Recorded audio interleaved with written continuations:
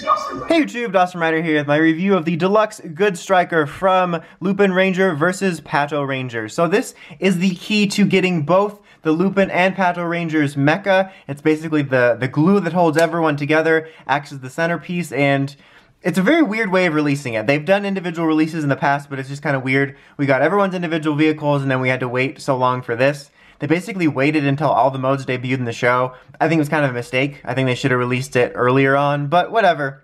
Just real quick look at the box. Nothing too special, and we'll get it out of the way very quickly. But you got a picture of a Good Striker there. This is the Team Lupin mode. I don't actually honestly remember or know if they have one with this as the present, like, Pat modes on like the main showing, but whatever. But you have like the main one being Lupin here, you have the little Pato one there, you get a look at both of their mechas, Lupin and Pato Kaiser up there.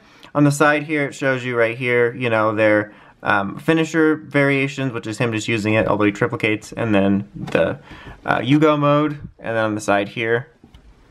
And then on the back it shows you, you know, here's the sounds it does, the features, the different things you can do, use it in the versus changer, use it with the mecha, and all that fun stuff. So pretty much par for the course. Okay, now we can get that out of the way and get to the meat and potatoes of it. First off, it's worth noting you get a bonus item. I think this is a first release bonus, but you get a badge. Mine came with a Team Patranger one. It's just kind of a plastic badge. Very reminiscent of stuff that used to come with like the old weapons for PR in the 90s. As you can see, there's a little slot here. It can work in the Versus Changer, which we'll be showing shortly when we get to that section. I don't know their logic behind it, which one comes with which. If there is alternate boxes, it's kind of hilarious that I would get a Lupin Focus box with this, and then the other one would come with opposite. Again, I don't know if that's true, but I'm kind of disappointed just because I am Team Lupin right now, but at the same time, a badge for Patranger makes more sense because they're police.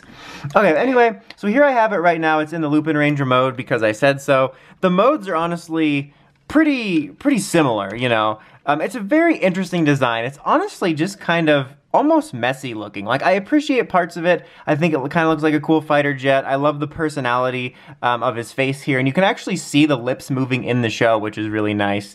And it's got gimmick pieces for both Ranger teams. You have the trigger back here for the Patrangers and the dial up here for Lupin, and both work for sounds, which we'll get to. You can tell it's in Lupin mode too because you have the symbol there. But yeah, it's a design I'm just not entirely sure how I feel about. Like, I'm like, oh, I kind of think it's okay, but it also feels kind of messy and clunky. And same thing with like the way it transforms. Like, there's such simple changes, but they kind of effectively work. But at the same time, I wish there was a little bit more cleverness put into it. It's almost like the bare minimum was done. We'll go ahead and transform it to Pato and do the sounds first because I'm in charge. So just transform it. You basically just put this up and then put this up, and there you have the Pat mode. And it's like a, we're to get you because we're the cops. Like, yeah, so, and it kind of looks like a gun up there, which makes sense. But yeah, like I said, it's simple and it works. Like, this now looks kind of like a heavy-duty police vehicle that also is shaped kind of like a shotgun. But at the same time, it's almost too simple, but yeah. So let's go ahead and go over some sounds. Oh, yeah, there you can see, there's its Ramsey symbol. That's how you know it's a different team, but wait a second! Anyway.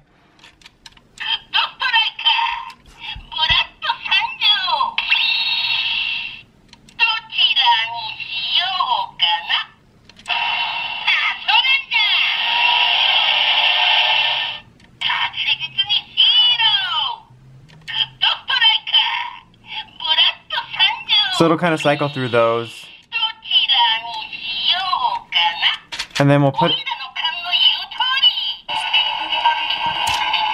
that play out while I'm doing this.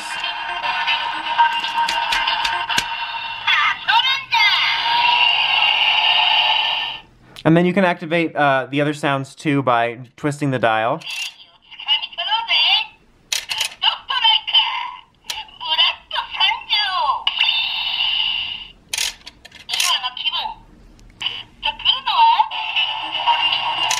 You can interrupt it.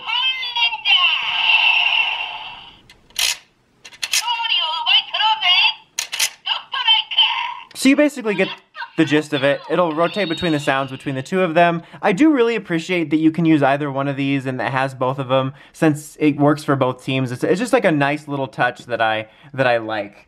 Okay, now let's go ahead and put this in the changer. Actually, okay, so we'll go ahead and get this in here. We'll use Lupin first. You know, it doesn't really matter if I change it that much, but I'll do it for the sake of changing, but...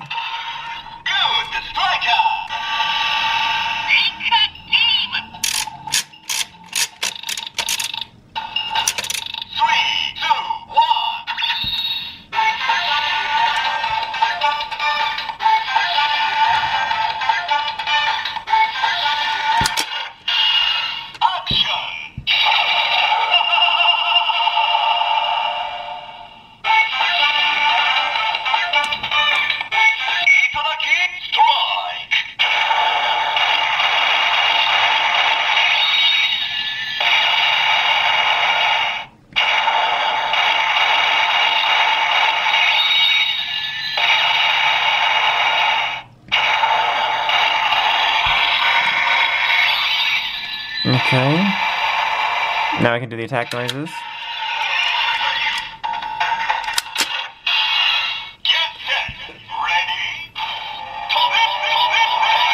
Classic Toby.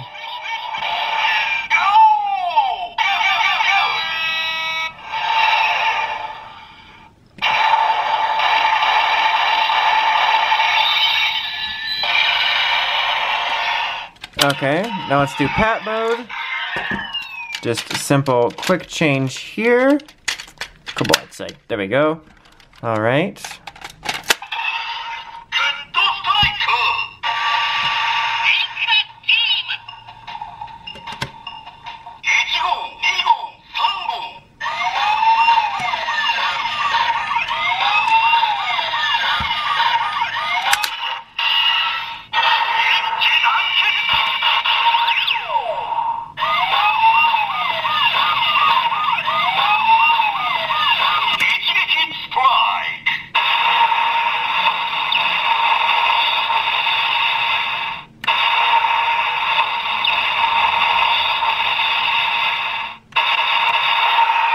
Okay. Attack noises now.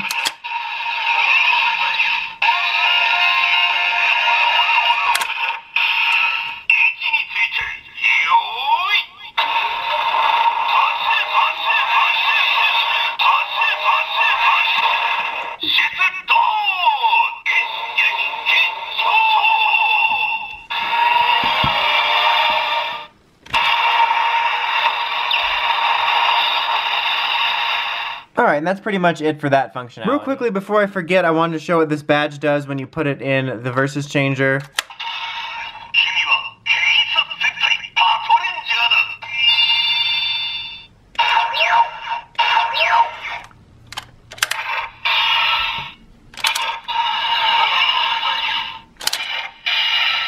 That's pretty much about the it.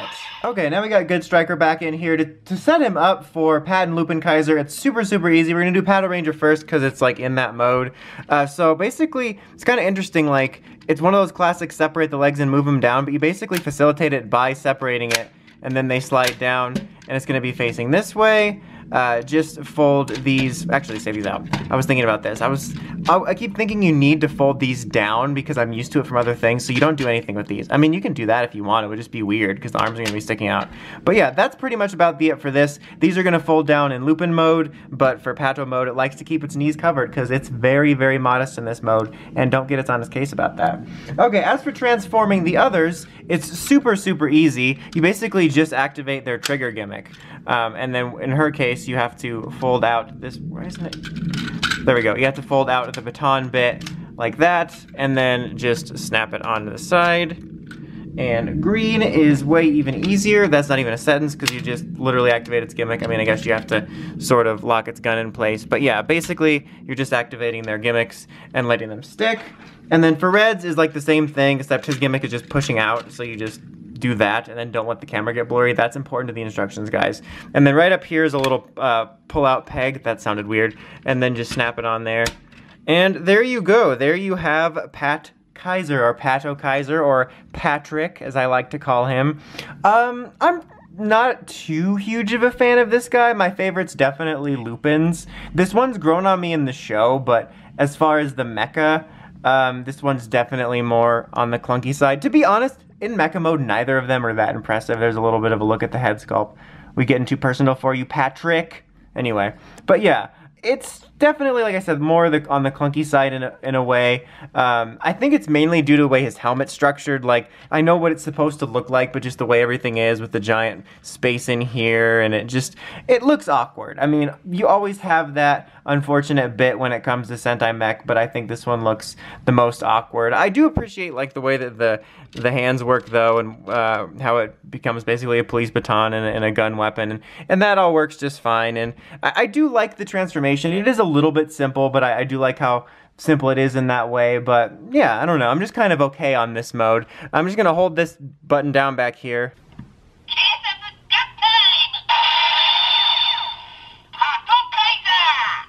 There we go, take a second to get to that. But anyway, let's go ahead and switch it over to Lupin Kaiser. It's gonna be super easy. Obviously, you're gonna wanna take the Patranger stuff off. That's gonna be important. But other than that, the only thing you really need to do is just fold his little knees down, because Lupin Kaiser is a lot less modest about that type of thing.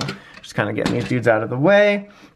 Okay, as for these, they're a little bit more complicated, but like just a smidge. Like, all you have to do is, I know you release that to fold it. I like how I say that and then I mess it up. But I know you release that to activate its gimmick mode. But and then you're gonna want to like fold it around so it kind of, you know, you can sort of see it. Just fold it around so it more becomes an arm, and they can bend, obviously due to the gimmick, but it kind of makes them a little more flexible. And then fold these down. There you go. Where's yellow? There we go. Yellow right here. Same difference here. Fold that down, fold it around like that, fold those, yellow, and then red. I am going to do my favorite method, just snapping it, just to drive those people crazy. To be honest, all mine work just fine like that. Like, sometimes when you snap something, you can tell, okay, there's something here that needs to be pushed normally, but mine honestly kind of just smoothly transition that way. But anyway, I'm gonna kind of position these that way, and snap this on and make sure that's upright. It can slip down a few times when you're transforming it, so just be aware of that. But yeah, there we go. We have Lupin Kaiser, which I do personally prefer overall design-wise, and I definitely prefer it also, you know, in the mecha form for the toy. I think it looks a little bit better. It still does look a little bulky, which is basically the common complaint of every Sentai mech you'll run across in the history of time. But I just feel this looks a little more accurate, a little sleeker. Don't know if that's the right word necessarily, but I like the look of it better. Like, I feel like Patranger's toyness is showing, or Pat Kaiser's toyness is showing, like, just in terms of it being so, like, large, and it's got all that gaping space, and this one just feels better, I guess.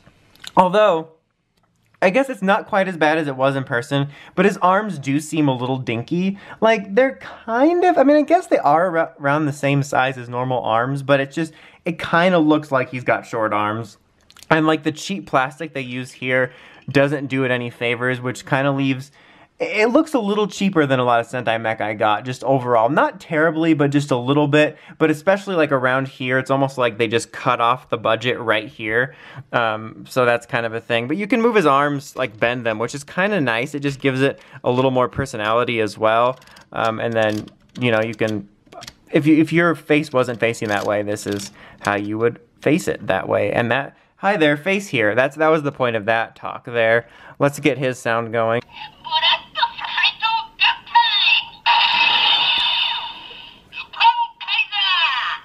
Alright, there we go.